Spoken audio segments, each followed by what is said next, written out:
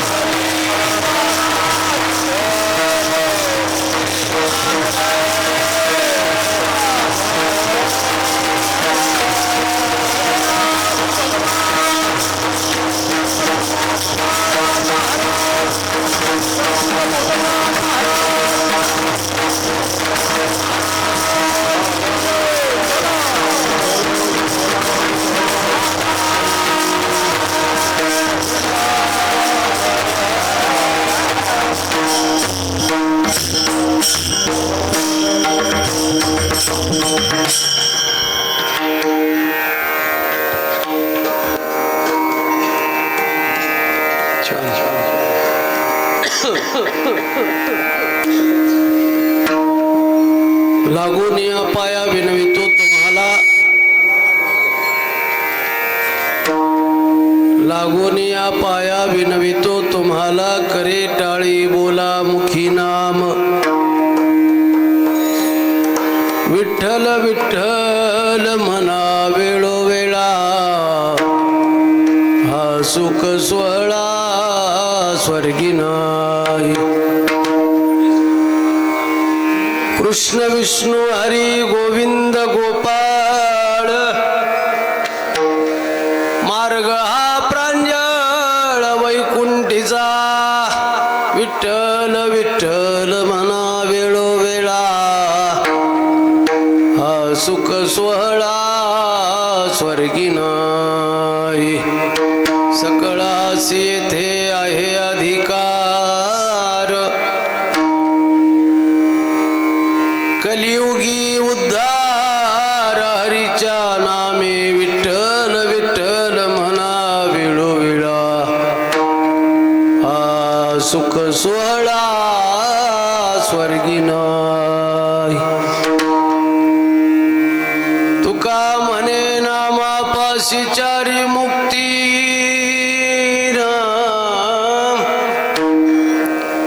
तुका म्हणे नामापाशी चारी मुक्ती, ऐसे बहुता ग्रंथी बोलियले,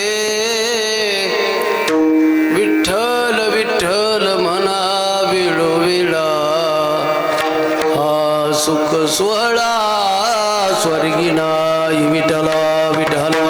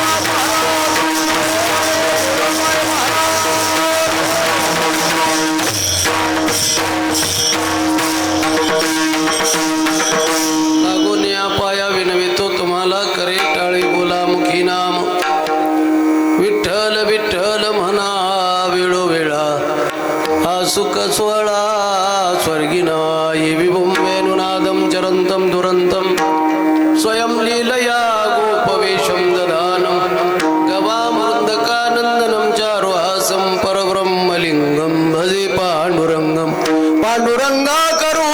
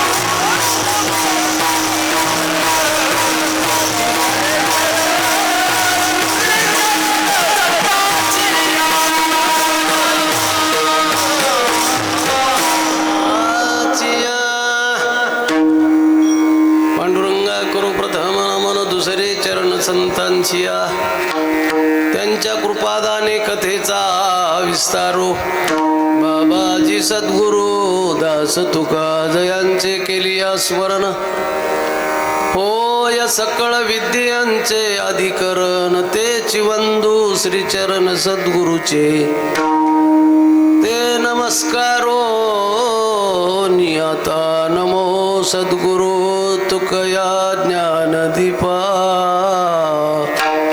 नमो सद्गुरु सच्चिदानंद रूपा नमो सद्गुरु भक्त कल्याण मूर्ती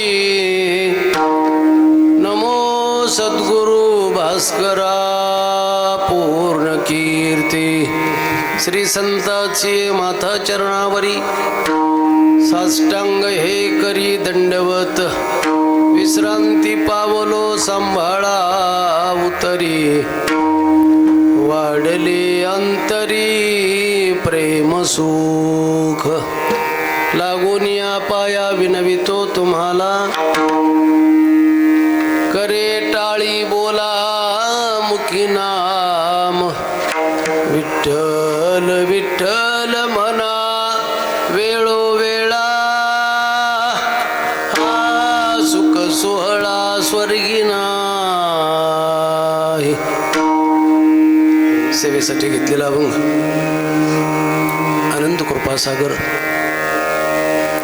ज्ञानाचे सागर भक्तीचे आगर वैराग्याचे शिखर श्रीमंत श्री जगद्गुरु तुकोबाराय यांचा पाचचरणाचा सर्वांच्या पाठपाठांतर परिचित असलेला तमाम समाजाला भगवंताचं नामस्मरण करा म्हणून विनंती करणारा अभंग आहे. सेवेला प्रारंभ करण्यापूर्वी अल्पसा पर्याय देणे गरजेचं तो असा सालाबाद प्रमाणे याही वर्षी मौजे श्री क्षेत्र नरळद या क्षेत्रामध्ये वैकुंठवासी प्रातस्मरणीय गुरुनाम गुरु देवई माय यांच्या 52व्या पुण्यतिथीच्या निमित्ताने संपन्न होत असलेला दिव्य आणि भव्य स्वरूपाचा हा अखंड हरिनाम सप्ताह आणि या उत्सवातील आज पहिल्याच दिवसाची सेवा माझ्या वाट्याला आलेली आहे. गेल्या 12 वर्षापूर्वी मी आलो होतो आहे की नाही. जवळजवळ एक तपोपूर्तीच्या नंतर मला आईसाहेबांच्या सेवेसाठी येण्याचा योग माझे परमस्नेही परमार्थप्रेमी, वयाने कमी पण अधिकाराने मोठे गुरुबंधू तुलसीदास महाराज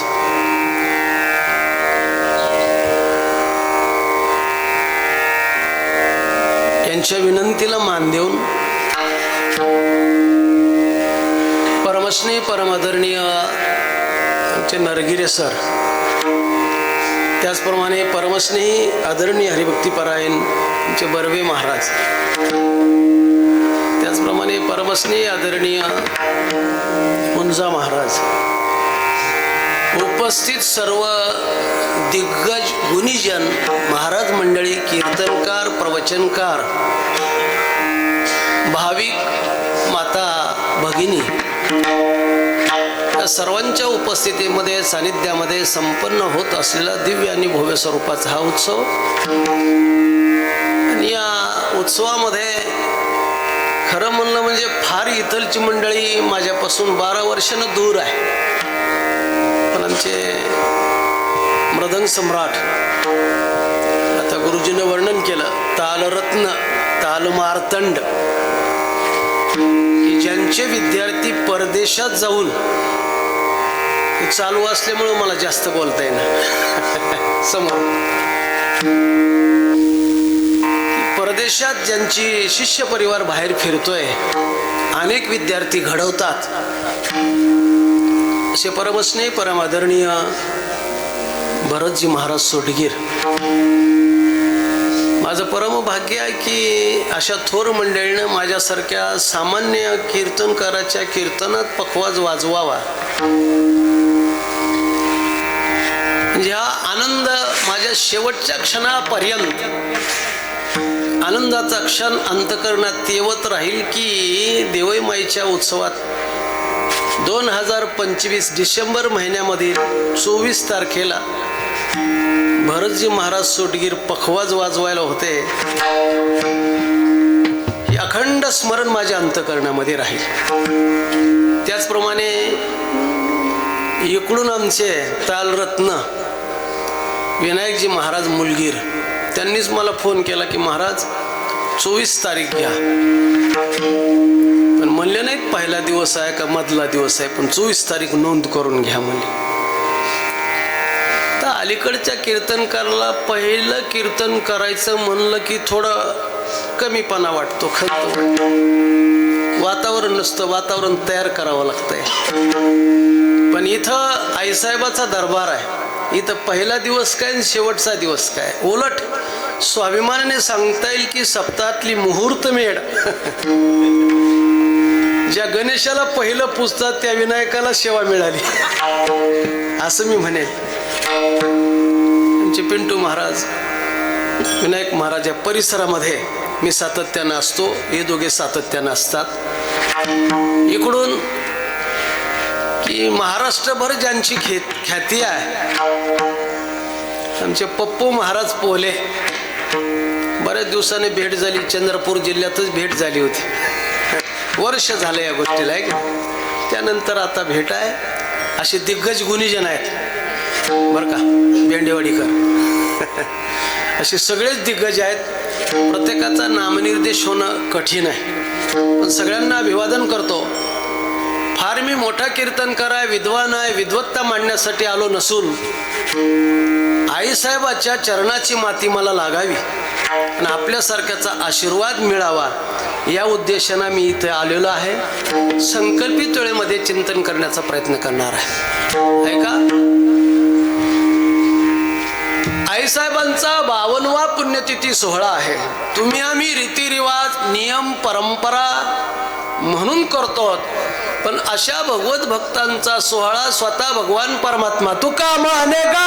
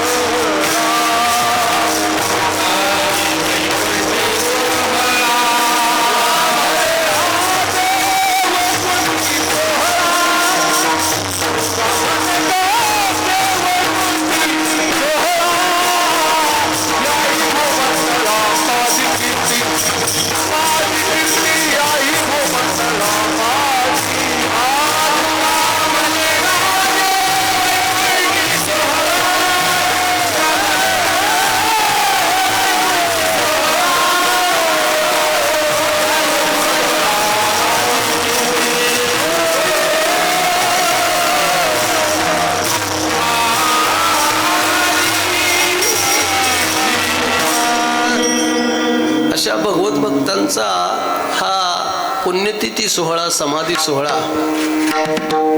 भगवान परमात्मा वैकुंठामध्ये साजरा करतोय. मला आनंद वाटला, महाराजांनी मला ओळख करून दिली. आदरणीय प्रकाशजी मुलगीर,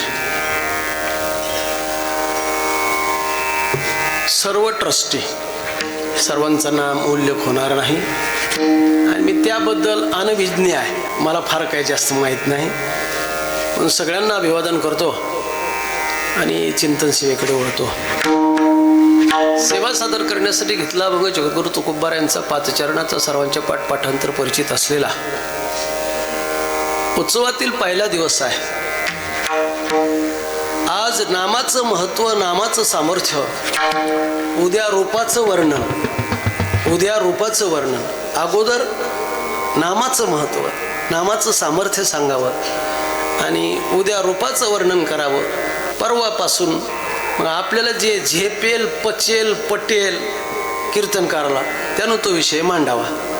हा वारकरी संप्रदायाचा सिद्धांत आहे. वैकुंठवासी प्रातस्मरणीय गुरुनाम गुरु बंकट स्वामी महाराजांच्या मठामध्ये मला 12 वर्षाचा काळ राहण्याचा योग आला आणि फळावरची पद्धती तेव्हापासून मला अवगत आहे आणि म्हणून थोडं नामाचं सामर्थ्य, नामाचं चिंतन करण्याचा प्रयत्न करू. जगद्गुरु तुकोबाराय तमाम समाजाला विनंती करतात की नामस्मरण करा, नामस्मरण करा. विनंती करत असताना लागून या पाया विनवितो तुम्हाला विनंती आहे बाबांनो, तुमच्या पाया पडतो, तुमच्या चरणाला लागतो. काय करा? करे टाळी बोला मुखी नाम, हाताने टाळी आणि मुखाने नामस्मरण करा. मग ते नामस्मरण कोणतं करा? विठ्ठल विठ्ठल म्हणा वेळोवेळा. का म्हणा? हा सुख सोहळा स्वर्गी नाही. काही उत्तर भारतातली भक्त असतील समोर, म्हणून ते म्हणले नामस्मरण कराच म्हणतात ना, तर आम्ही ते करणार नाही. मग कृष्ण उत्तर भारतातली असली पाहिजेत. कृष्ण, विष्णू, हरी, गोविंद, गोपाळ आणि हे भजन, हे नामस्मरण केल्यानंतर मार्ग हा प्रांजळ वैकुंठीचा. आणि हे नामस्मरण कुणी करायचं? सकळाशी येथे आहे अधिकार, कलियुगी उद्धार हरीच्या नामे. हे नामस्मरण केल्यानंतर फायदा काय? तुका म्हणे नामापाशी चारी मुक्ती, आईसे बहुता ग्रंथी बोलिले. विठ्ठल विठ्ठल म्हणा वेळोवेळा, हा सुख सोहळा स्वर्गी नाही. आमचे सोटगीर महाराज जशी दमले ना आज, असं मी दिसायला चांगला दिसतोय महाराज, पण आतून पोखरलाय शुगर बीपीने. मी बी दुपारी कीर्तन करून पार आम्ही दुरून आलो. पण आता होत नाही, पण दुसरं काही येत नाही. त्याच्यामुळे जसं असेल वेळेवाकडी सेवा केली पाहिजे, पण वेळेवर पोचवायचं कीर्तनाच्या जागेवर, आणि इथून माझ्या घरी पोच करायचं. माझे सारथी आमचे परमस्नेही परमादरणीय तपसे महाराज सुंदर गाडी बी चालवतात आणि भजनही साथ करतात, त्यांची उपस्थिती आहे. चला, जगद्गुरु तुकोबराय तमाम समाजाला नामस्मरण करण्याबद्दल अगोदर उपदेश करतात. उपदेशानं समाज घडत नाही, परिवर्तन होत नाही, बदल होत नाही. त्यावेळेला समाजावर रागावतात, आणि रागावूनही समाज ऐकत नाही, त्यावेळेला नावीलाज असतो, पाया पडतात. 3 मुद्दे लक्षात ठेवा. अगोदर उपदेश, उपदेशानं समाज नाही बदलला, समाजावर रागावतात, रागावून समाज बदलत नाही, मग पाया पडतात. व्यवहार, बाप अगोदर पोराला उपदेश करतो, उपदेशानं पोरग नाही सुधारलं, नाही बदल घडला, बाप त्याला ताडून शासन करतो, बाप रागावतो, आणि रागावूनही पोरग ज्या वेळेला ऐकत नाही त्यावेळेला नावीलाज असतो, पाया पडतो. उदाहरणार्थ, मुलगा 12वीला आहे, कुलाचा कुलदीप एकटा आहे,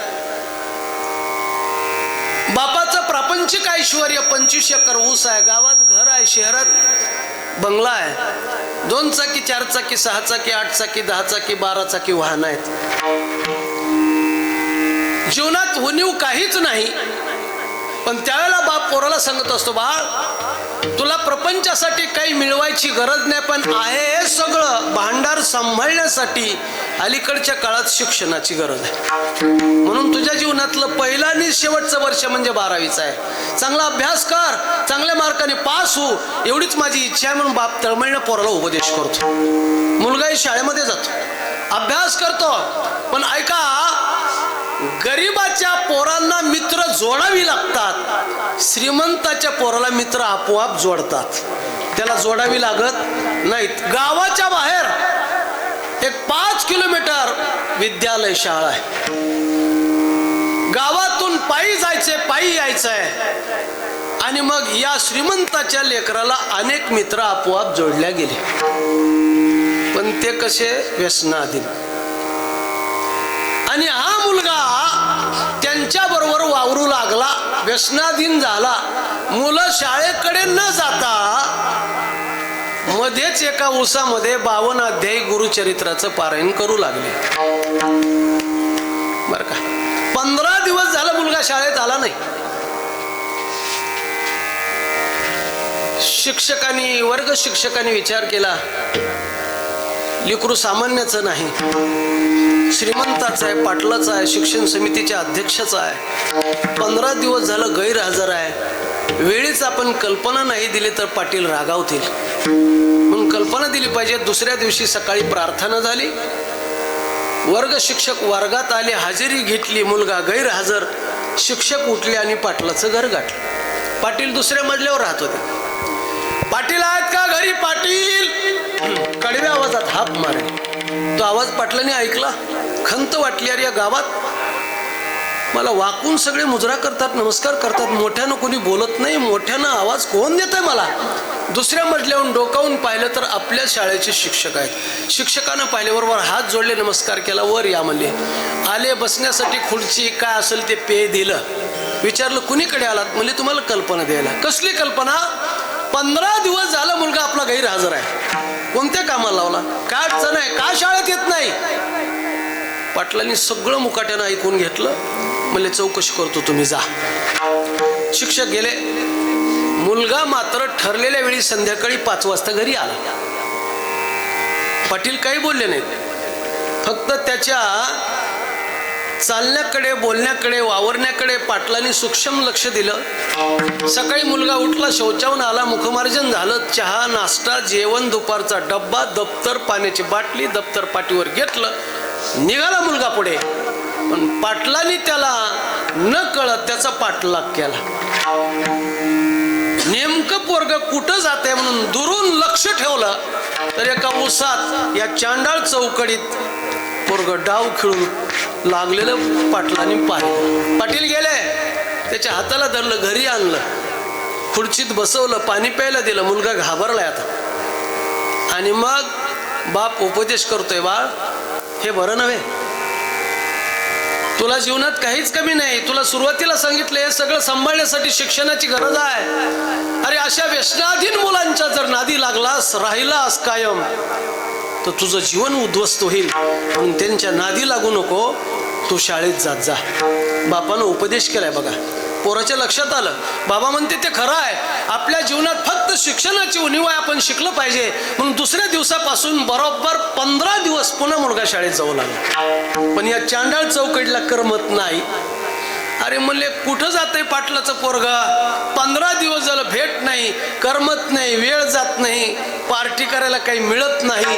आणि मग दुसऱ्या दिवशी मुलगा शाळेत निघाला की चौकात अडवला चांडाळ चौकडीनं. कुठे चाललास? म्हणलं शाळेत. काय करणार शाळेत जाऊन?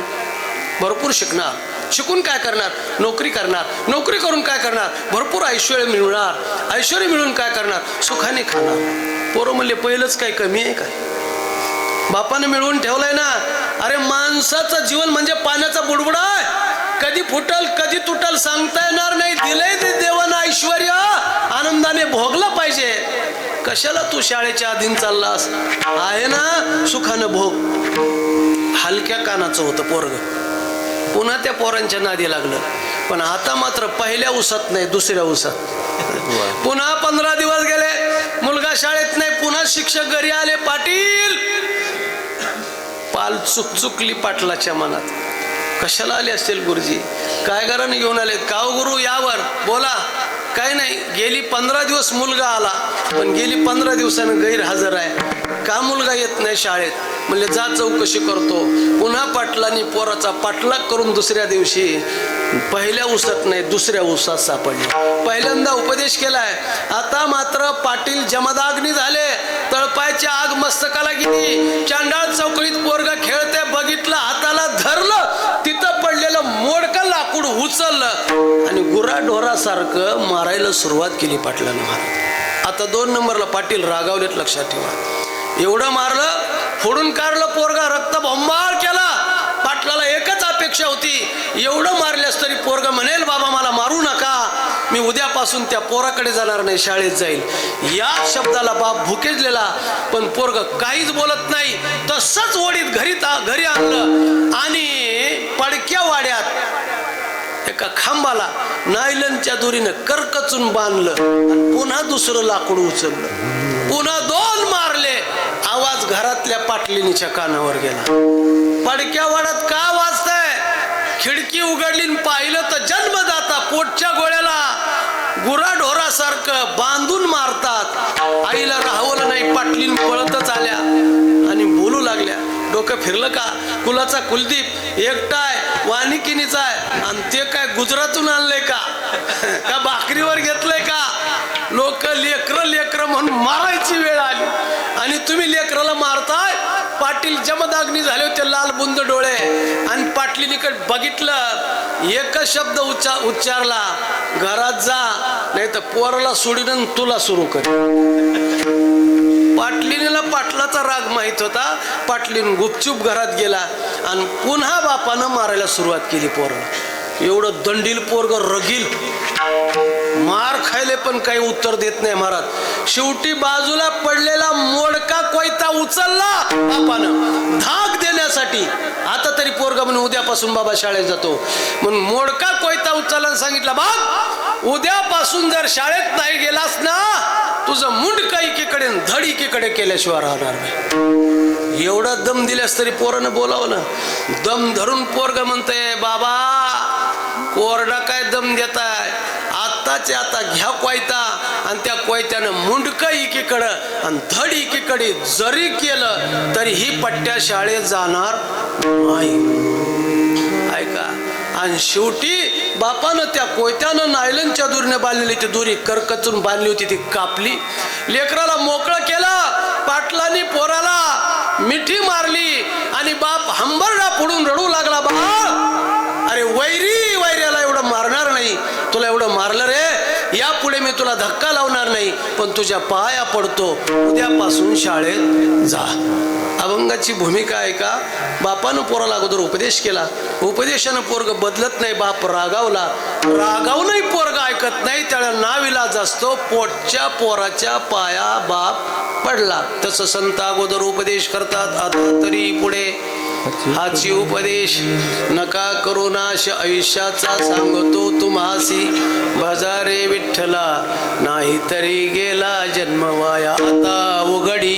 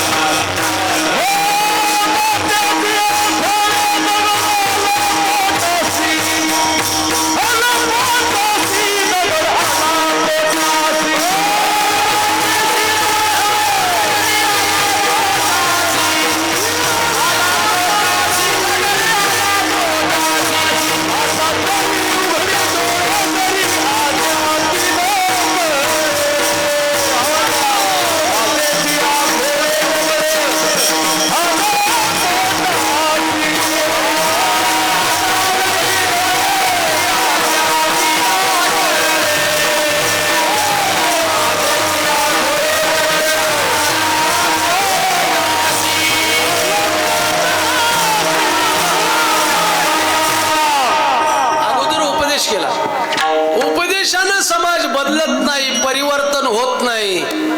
मग त्या समाजानं नामचिंतन करावं, भजन करावं. म्हणून साधू संत रागावले महाराज, नाथ महाराजाचे प्रमाण वाचा. भक्तिवीन पशु कशाशी वाढला, सटविने नेला कैसा नाही. पुढे रडतील बघा, किती सांगू तरी. आहे की नाही? म्हणा तुम्हीच बघा, आता हे माझा अधिकार नाही म्हणणे. रागावले आणि रागावूनही समाज ऐकत नाही, त्यावेळेला लागोनिया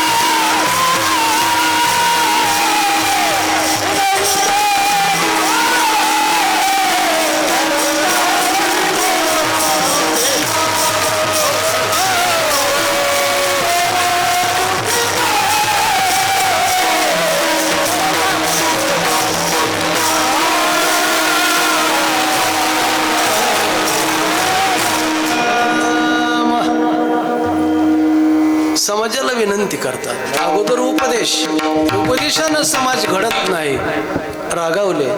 रागवणे समाज बदलत नाही. मग मात्र पायाला लागलेला गोन्या पाया विनवितो तुम्हाला. आता थोडी शंका आहे. जगद्गुरु तुकोबारायसारखे अधिकारी पुरुष समाजाच्या पायाला चरणाला लागतात. मग तो समाज कोणत्या दर्जाचा असला पाहिजे? तो काय तुमच्या आमच्यासारखा पंचविषयाच्या अधीन गेलेला नाही महाराज. मग तुकोबारायच्या पुढचे समाज कोणता होता? मग ज्ञानोबाराय म्हणले गाते श्रोते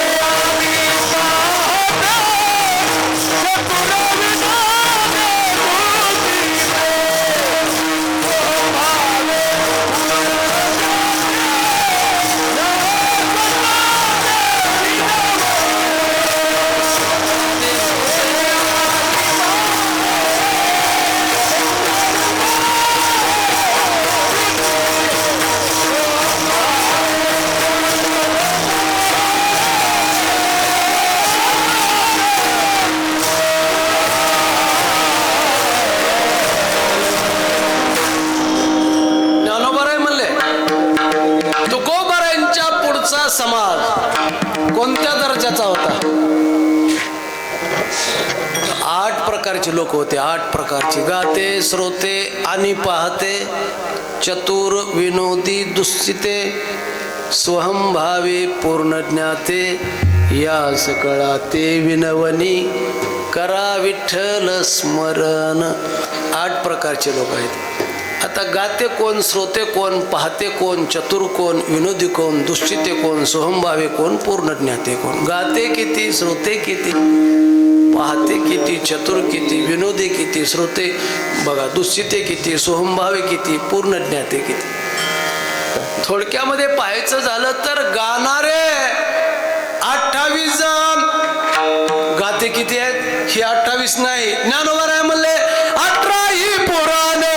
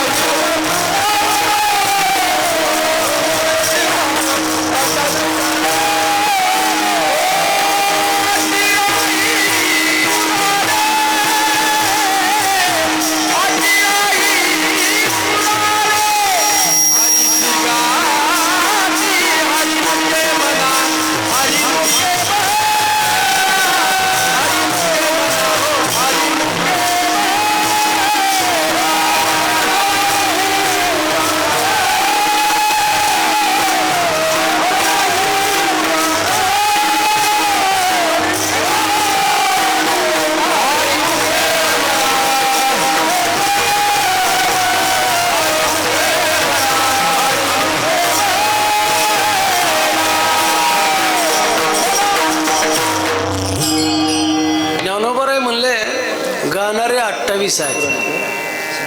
4 वेद 6 शास्त्र 4 आणि 6 10 अधिक 18 ही पुराणे. असे 28 जण कोण आहेत गाते. चला पुढे. श्रोते राजा परीक्षितीसारखा श्रोता असावा. परीक्षिती मृत्यू 7 दिवसाचा, मुक्त झाला वाचा उच्चारिता.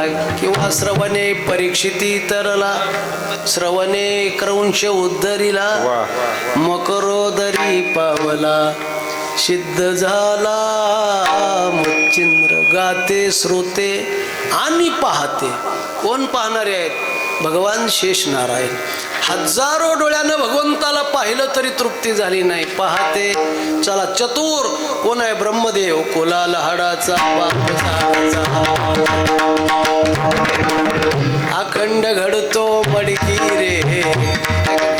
आमच्या लहानपणी 26 जानेवारीला प्रभात फेरी निघाली की घोषणा द्यायचे तिरंगी झेंडा कोणाचा.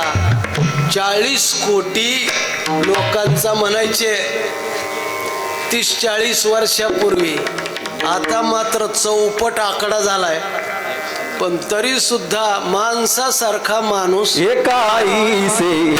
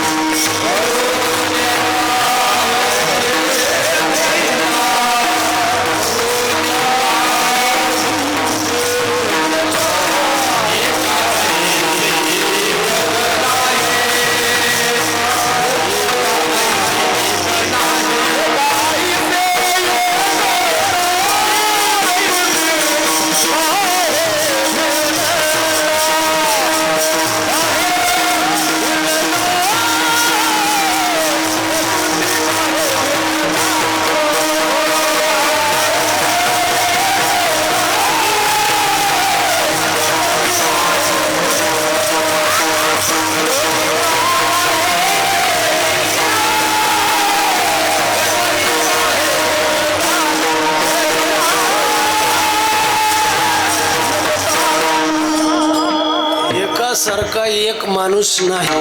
ही ब्रह्मदेवाची चतुरता आहे. चतुर विनोदी महर्षी नारद, दुस्थिते व्यास महर्षी. 4 वेद 6 शास्त्र 18 पुराण निर्माण करू नये.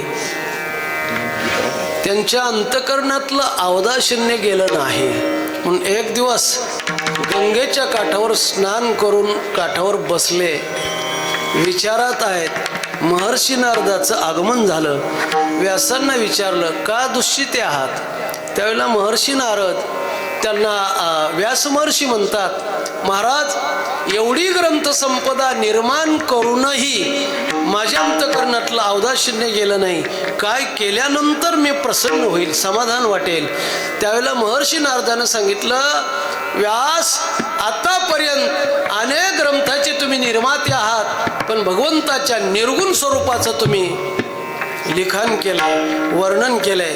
तुमच्या समाधानासाठी सगुण स्वरूपाचं वर्णन करा. म्हणून आयुष्याच्या शेवटी व्यास महर्षींनी श्रीमद भागवत महापुराण लिहिलं आणि समाधान मिळवलं. दुश्चिते सुहंभावे शुकाचार्य आणि पूर्ण ज्ञाते राजा जनक.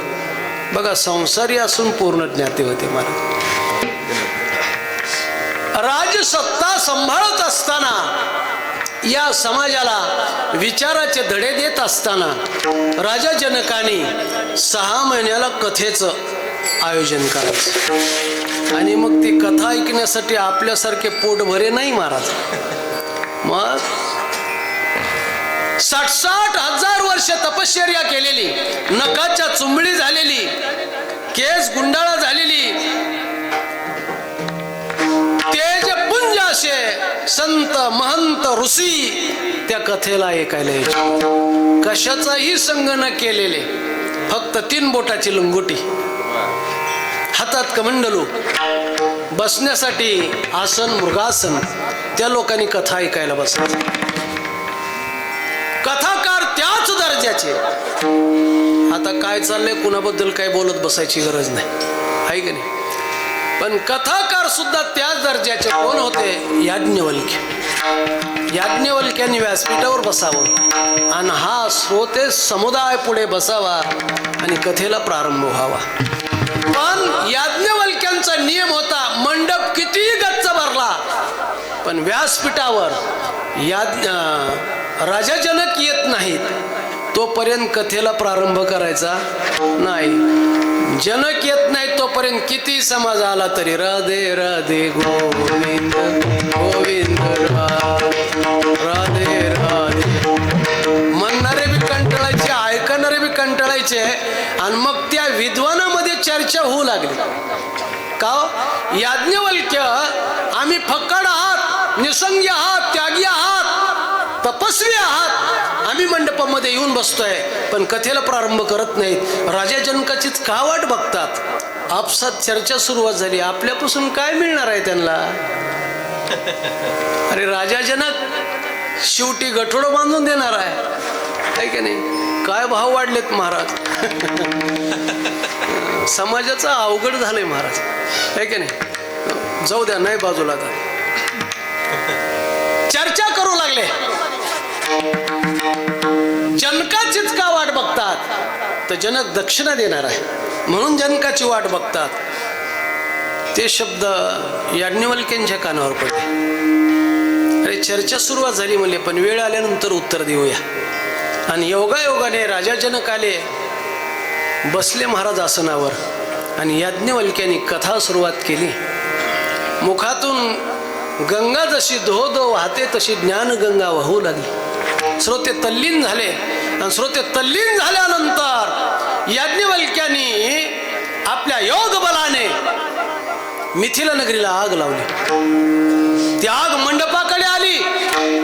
ही जटा गुंडाळलेले, 3 बोटी लंगोटी असलेले इकडे तिकडे बघू लागले. अरे अग्नी येतोय, अग्नी येतोय, कुठे आपलं कमंडलू, कुठे आसन. पटकन घेऊन मंडप सोडून पळू लागले महाराज, पळू लागले. पण राजा जनक आसनावर बसलेले आहेत. सांगा महाराज, पुढे सांगा, पुढे सांगा, पुढे सांगा. मंडपाला आग लागली. मंडपालाच नव्हे तर राजा जनकाच्या आसनाला आग लागली, पायाला आग लागली. तरी विदेही महात्मा जनक राजा पायाकडे लक्ष नाही, अग्नीकडे लक्ष नाही. महाराजांच्या मुखातून काय निघतंय, कोणता शब्द निघतोय ऐकायला तत्पर आहेत. बोला महाराज, बोला महाराज. आग लागली पायाला तरी लक्ष नाही. महाराज म्हणतात,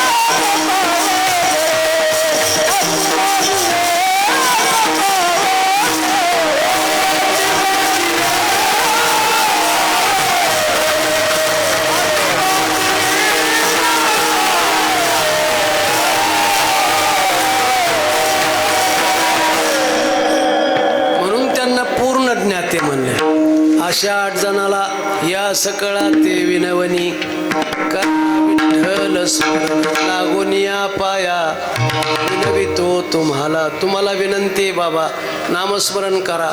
मग ते करत असताना काय काय करा? करे, हाताने टाळी वाजवा. 84 लाख योनीपैकी फक्त आणि फक्त माणसाला हात आहेत. म्हणून संप्रदायामध्ये 5 कर्मेंद्रिय, 5 ज्ञानेंद्रिय आहेत, पण हाताचा उच्चार पहिल्यांदा आहे. अशी अनेक प्रमाण दिले इंद्रिय. अगोदर हात आहे की नाही, पुन्हा जवळ सकळ सिद्ध आहे हात, अगोदर हात म्हणून करे. हाताने टाळी वाजवा, करे टाळी, बोला नीट बोला, नीट बोला. मग कसं बोला? तैसे साचा निमवाड, मिथुले आणि रसाळ, शब्द जैसे नाही.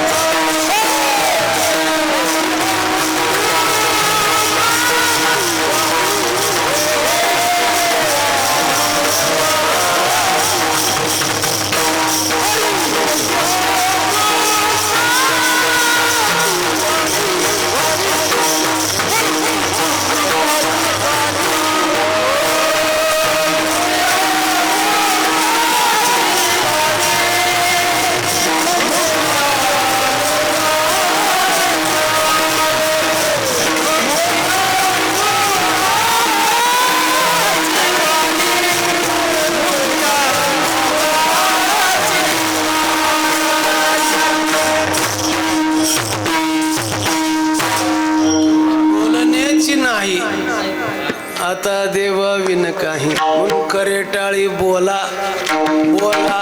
पण काय बोला? मुखी नाम. मग कोणतं नाम? माझा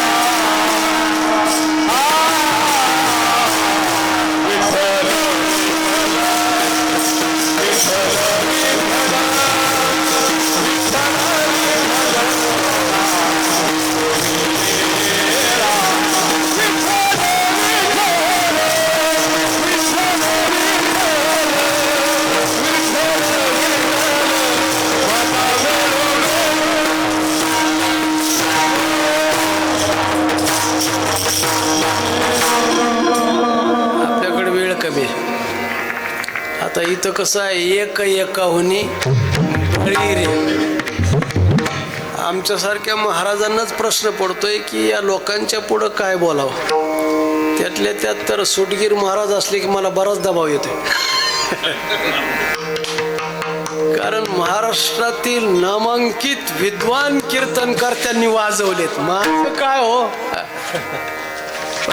परमेश्वर महाराज, खरं आहे की नाही. म्हणून मी टाळीत होतो कालपासून. आलेच तसं काही नाही बरं का. आला, दर्शन झालं, भेट झाली, बरं झालं. विठ्ठल विठ्ठल महाराज म्हणले करे टाळी बोला मुखी नाम. मग कोणतं नामस्मरण करा? विठ्ठल विठ्ठल म्हणा वेळोवेळा. विठ्ठल विठ्ठल विठ्ठल विठ्ठल म्हणा.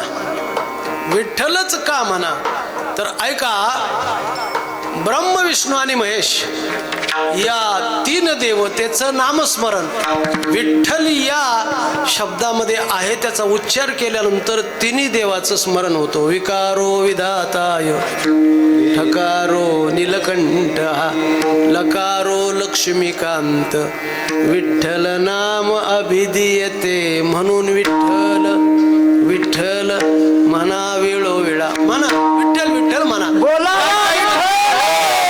काय म्हणतील पहावा विठ्ठल. बस छान, बरोबर आहे. अगदी प्रमाण तुमचं बरोबर आहे बरं का. पण मला 10:30च्या पुढं जायचं नाही. तसं काय असेल तर बघा बाबा, मग काय अडचण नाही. होय, पुन्हा म्हणायला नको पाठीमागं मी गेल्यास पुढच्या वर्षी त्याला बोलू नका. का लय लांब होते असं होऊ नये गैरसमज. पण संकल्पित वेळेमध्ये चिंतन करण्याचा प्रयत्न करू. पहिला दिवस आहे, तुम्हाला आणखी 7-8 दिवस आहेत, आहे का नाही.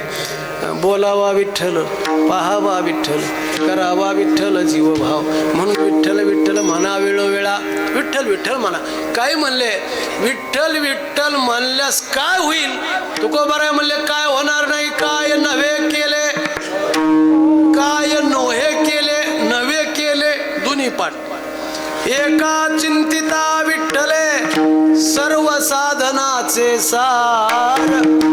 भव सिंधू तरी पार. म्हणून नामस्मरणामध्ये किती ताकद आहे. म्हणून तर म्हणले देवाला सुद्धा त्याच्या नामाचा महिमान कळाला नाही. तुझ्या नामाचा महिमा तुझं न कळे मेघ श्यामा. तुका म्हणे आमा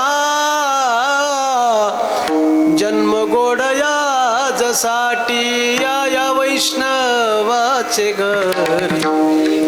प्रेम सुख इच्छा करी. पिंटू महाराज मला पहिल्यांदाच म्हणले होते अशी चाल म्हणा, पण म्हणलं न ग घोटाळ होईल. बंकट स्वामीची भजन आहेत महाराज. काही कुठून धरले आणि कुठं सोडले. जी सानिध्यात आहे त्याला जमते, दुसऱ्याला मिळच बसत नाही. सगळं प्रमाण म्हणून गेल्यास पुन्हा त्याला सम कळते, काल कळते.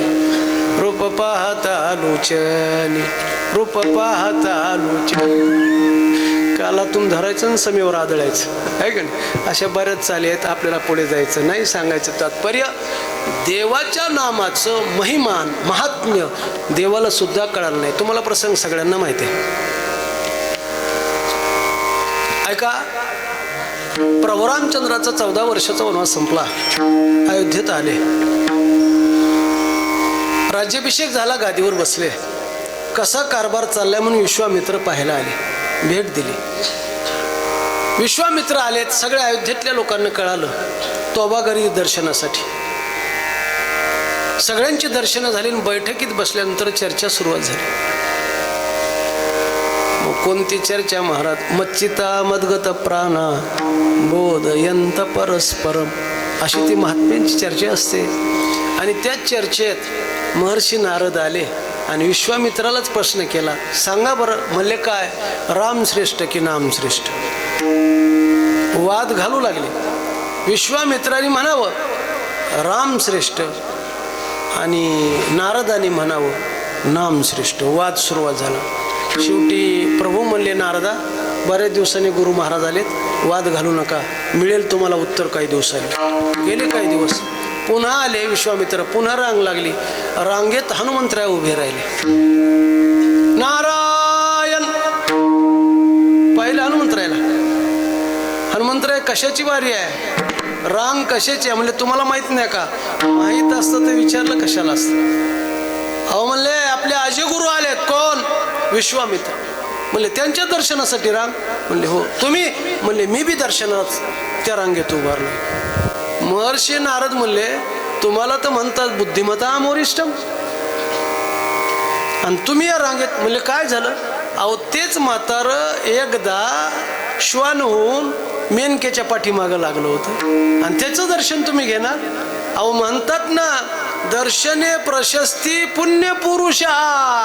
कुणाचं एक दर्शन घेऊन येईन तुम्ही. कसं काढलं महाराज बाजूला रांगेच्या आणि सांगितलं जा स्टेजवर जायचं, प्रभूलाच अभिवादन करायचं, नमस्कार करायचा.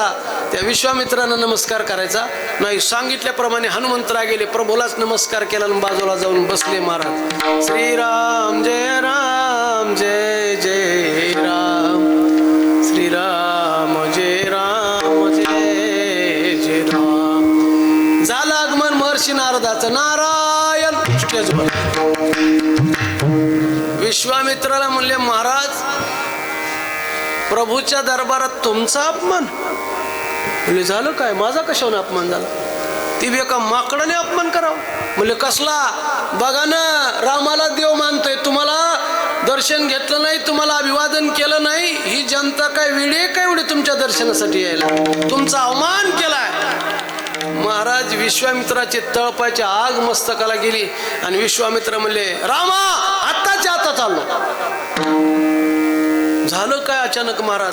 नाही, तुझ्या दरबारात माझा अपमान झालाय, मी ते थांबणार नाही.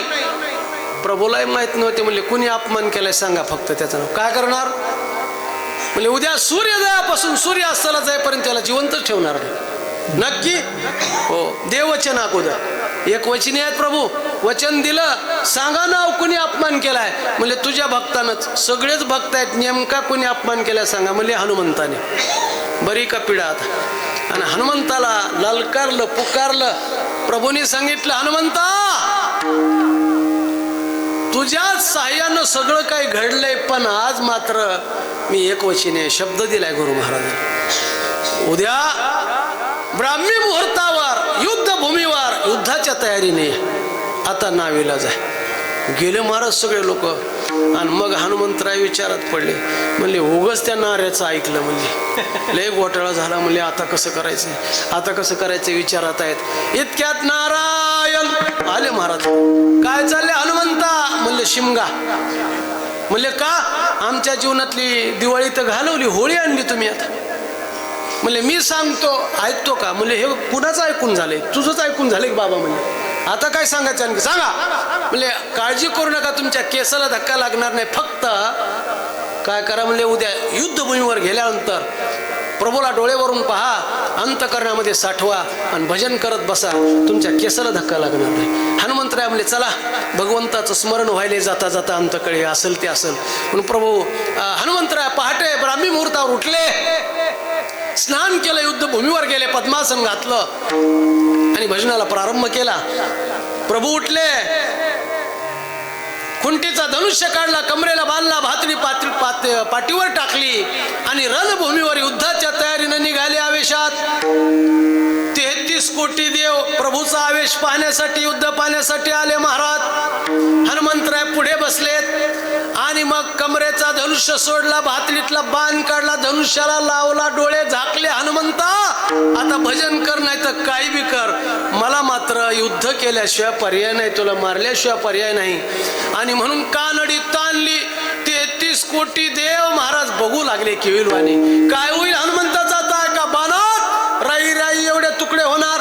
त्या 33 कोटी देवामध्येच विश्वामित्रही आले होते आणि मग तिथे नारदही आले. प्रभूंनी एक बाण मारला, 2 मारले, हजारो मारले. बाण जायचा, प्रभूच्या चरणाचं, हनुमंताच्या चरणाचं दर्शन घ्यायचं, हनुमंतरायला प्रदक्षिणा घालायची, पुन्हा त्याच वेगानं बाण परत यायचं आणि भातडीत बसायचं. विश्वामित्र म्हणले जाहिरातच दिसते तुमची नुसती एक बाणी. लाखो बाण मारले तरी इजा होत नाही. काय खायचं कणगीला आणि गायचं इरलेला काय चाललंय? हो. आणि त्यावेळेला महर्षी नारद आले. नारायण गुरु महाराज मोठ्यानं बोलू नका, माझ्या प्रश्नाचं उत्तर द्या. म्हणजे काय, राम श्रेष्ठ की नाम श्रेष्ठ? तरी विश्वामित्राच्या लक्षात आलं नाही. म्हणजे राम श्रेष्ठ, नारायण तुमचा राम श्रेष्ठ नाही, नाम श्रेष्ठ आहे. कशावरून? सिद्ध करून दाखवा. आणि मग विश्वामित्रांना महर्षी नारद म्हणतात, तुमचा राम श्रेष्ठ असता तर पहिल्याच बाणात हनुमंतरायचे रई एवढे तुकडे झाले असते. पण तुमच्या रामापेक्षा त्याचं नाम श्रेष्ठ आहे, ते नाम हनुमंतरायच्या मुखात आहे. म्हणून तुमच्या प्रभूचे लाखो बाण गेले तरी हनुमंतरायला काहीच करू शकत नाहीत. म्हणून रामापेक्षा नाम श्रेष्ठ आहे. म्हणून काय नव्हे केले एका चिंतिता विठ्ठले, सर्व साधनाचे सार भव सिंधू तरी पार. विठ्ठल विठ्ठल हा सुख सोहळा स्वर्गी नाही. म्हणा विठ्ठल विठ्ठल म्हणा. का म्हणा? हा सोहळा स्वर्गात नाही म्हणून स्वर्गीचे अमर इच्छितात देवा मृत्यू लोकी व्हावा. जन्मामा नारायण नामे होऊ जीवन मुक्त. कीर्तनी अनंत गाऊ गीती विठोबार.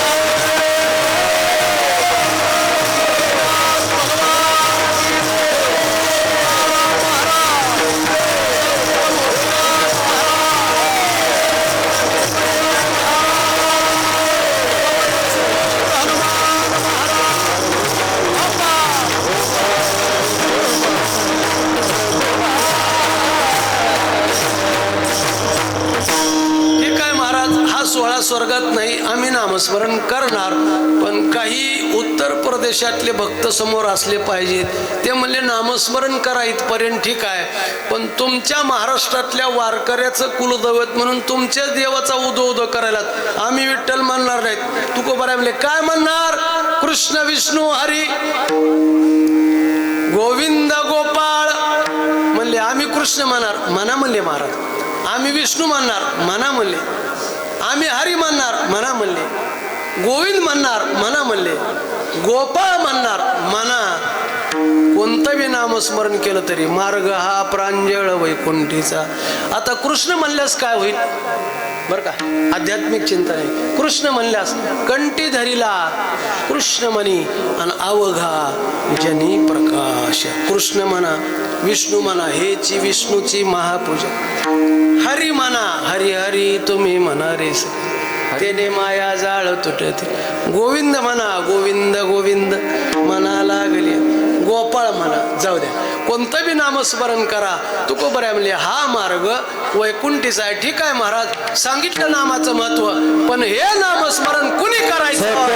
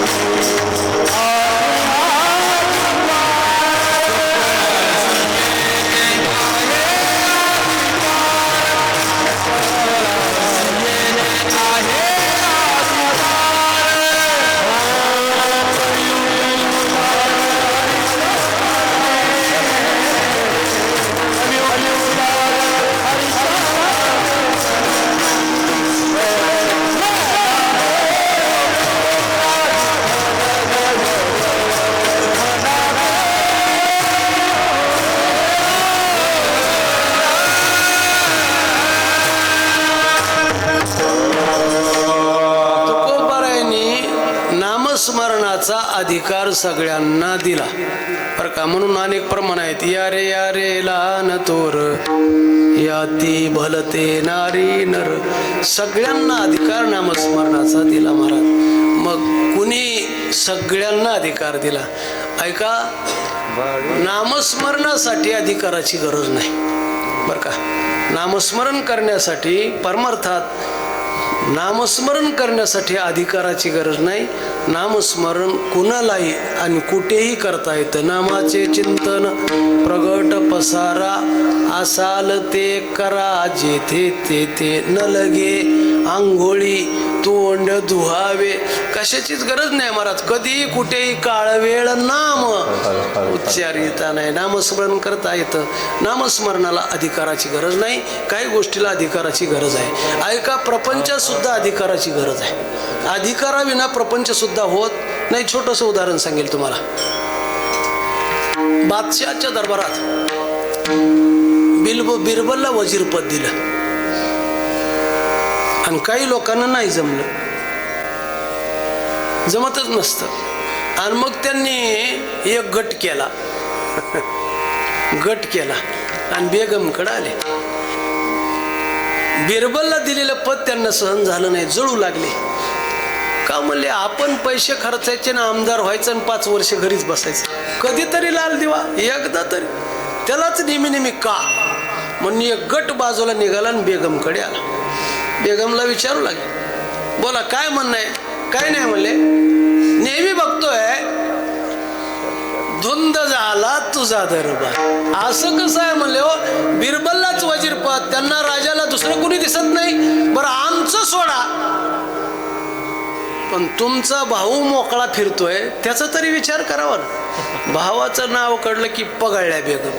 खरं आहे म्हणले, आपल्या संस्था लोकच कामाला, घरचे मोकार टपरीवर. असं जमतं का? संध्याकाळी दरबार भरला, बेगम आल्या. राजाला म्हणले, का हो कसला कारभार चालवताय, काय विचार करता की नाही जवळच्या बाहेरच्या लोकांचा? म्हणले, झालं काय, ज्या त्या वेळेला थापा द्या. वजीरपद बिरबललाच का? तुम्हाला मेहुणा नाही दिसला? बादशाह म्हणला बेगमला, बेगम तुझा भाऊ त्या पदाच्या लायकीचा नाही, योग्यतेचा नाही, म्हणून मी त्याला पद देऊ शकत नाही. कशावरून? तुम्ही परीक्षा लिखी तोंडी नाही घ्यायची असेल तर तुझ्या समोर परीक्षा घेतो. दरबार भरलेला, घ्या. खिशातले 50 रुपये काढले राजानं आणि सगळ्यांच्या समक्ष मेहुण्याच्या हातात दिले. 50 रुपये घ्यायचे आणि शनिवारी खेळायला जायचं गंगाखेडला. आणि 50 रुपयाचे संध्याकाळी 50,000 आणायचे. कसा व्यापार करायचा आहे करा, द्या म्हणला. जातो, घेतले 50, रिक्षात बसलं, गंगाखेडला गेलो. दिवसभर फिरलं, फिरून फिरून फिरून पोटात आग पडली. पण 50 रुपयाचा 51 रुपये नाही झाले. उशीर झाला, फिरून फिरून ताण भूक लागली आणि पुन्हा गावाकडच्या ओळखीच्या रिक्षात बसून यायच्या अगोदर गाडा गाठला बटाट्या वड्याचा. 50 रुपये खर्चिले, रिकाम्या हातानं आलं. बहिणीला म्हणलं, हे काय परीक्षा पाहण्याची पद्धत आहे का? 50 ते 50,000 होता असंच का? बरं काय केलंय? काय नाही मला खर्चून आलो. राजाला कळालं, काही झालं नाही. दुसरे 50 काढले आणि बिरबलला दिले. बिरबल, या 50 रुपयाचे संध्याकाळी 5 लाख आणा. जी हुजूर, द्या 50 रुपये. 50 रुपये घेतले आणि बिरबल म्हणला, एक राजपत्र कोर सही करून द्या. काय मायना लिहायचं ते मी लिहितो. बरं म्हणले, मग आणि 4 सेवक आहेत माझ्या बरोबर द्या. 4 सेवक. बिरबल 50 रुपये घेतले, बसले रिक्षात, गेले. स्टँडवर उतरले. पहिलं म्हणले चहा पाणी करू. 22 रुपयाचं चहा पाणी केलं. किराणा दुकान गाठलं आणि राहिलेल्या 25 काय 30 रुपये असतील त्याची एक छटाकभर सुतळ घेतली. सुतळ पोते शिवायची सुतळ घेतली आणि बसल्या बसल्या गाठीला गाठ, पदराला पदर करून 100 फुटाची सुतळ लांब केली. आणि चला म्हणले, आता जनाबाई मंदिराकडे जायचे आपल्याला. रस्त्याच्या पलीकडून दुकानात जिथपर्यंत जाते तिथपर्यंत सुतळ धरायची, मार्किंग करायची. इकडच्या बी दुकानात 100 फुटाची सुतळ आहे, रस्ता आहे आपला 30 फुटाचा 25 फुटाचा आहे की नाही. दुकानात सुतळी लांबू लागले, सेवकन मार्किंग करू लागले. दुकानदार म्हणले काय चाललंय? म्हणले मालक बाहेर उभा आहे, आम्हाला विचारायचं नाही. बाहेर आले, बिरबलला विचारलं काय बिरबल? काय नाही म्हणले, मंदिराकडे जाण्यासाठी रस्ता अपुरा झालाय, रहदारीसाठी रस्ता मोठा पाहिजे म्हणून मुंबईला मंत्रालयात मास्टर प्लॅन मंजूर झालाय. 25 फुटाचा रस्ता 100 फुटाचा होणार आहे म्हणून मार्किंग करायला. कशावरून? राजपत्र बघा, राजाची सही लिहिलं होतं सगळं वर. महाराज घाबरले दुकानदार. आता काय करायचं आहे? आपले लेकर बाळ उघड्यावर पडतील, आपण काय खायचं? दुकान मोडलं तर होईल कसं? काय करायचं म्हणून 5-25 दुकानदार एकत्रित झाले.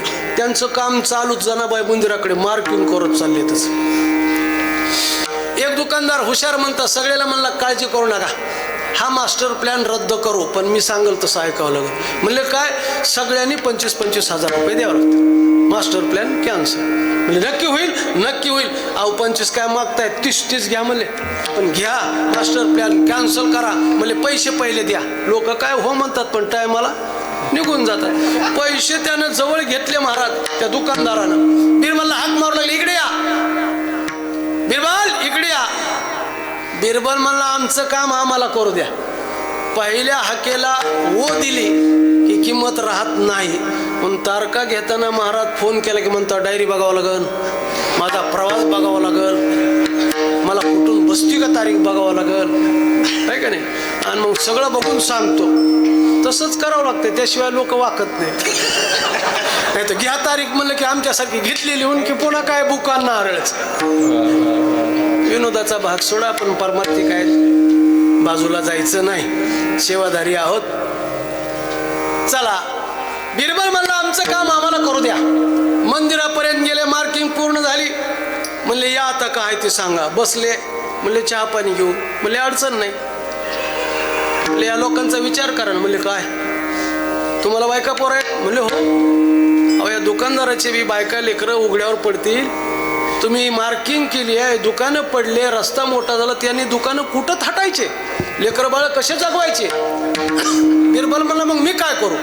माझ्या हातात काही नाही, राजपत्र आहे, काम करावं लागेल मला. नाही हो, काही करा, एवढा मास्टर प्लॅन कॅन्सल करा. होत नाही. अहो चहा पाणी देऊ ना. बिरबल म्हणला तुम्ही देऊन काय देणार आहेत? नाही मागा ना तुम्ही. म्हणले 5 लाख देणार का? म्हणले घ्या ना, मास्टर प्लॅन कॅन्सल होईल. नक्की, काळजीच करू नका, पैसे माझ्याकडे द्या म्हणले. बिरबलनं 5 लाखाची थैली जवळ घेतली आणि सेवकांना सांगितलं आता त्या मार्किंग पुसून टाका. आणि राजपत्र लिहिलं होतं, टर फाडलं, मास्टर प्लॅन कॅन्सल. संध्याकाळी दरबारात बिरबल 5 लाखाची थैली घेऊन आला. बेगमच्या समोरच उलटिली महाराज, सगळ्या 500-500चेच बनलं. आणि तेवढे पैसे बघितले की बेगमनं जी खाली मान घातली ती वरच बघा ना. आणि मग बादशाह म्हणला, बेगम वजीर पद तुझ्या भावाला द्यायचं का बिरबलकडे राहू द्यायचं? खाली मान घालून बेगम म्हणल्या, राजे आता 4 माणसात अपमान करू नका, वजीर पदाचा अधिकारी बिरबलच आहे, माझा भाऊ नाही. माझा दृष्टांत संपला. सिद्धांत आहे, व्यवहारात सुद्धा अधिकार लागतो, पण परमार्थात नामचिंतन करण्यासाठी अधिकाराची गरज नाही. म्हणून सकळ अशी येते आहे अधिकार, आणि त्याच्यामुळे कलियुगी उद्धार हरीच्या नामी. ठीक आहे, नामस्मरण केलं तर काय होईल? तुका म्हणे नामापाशी चारी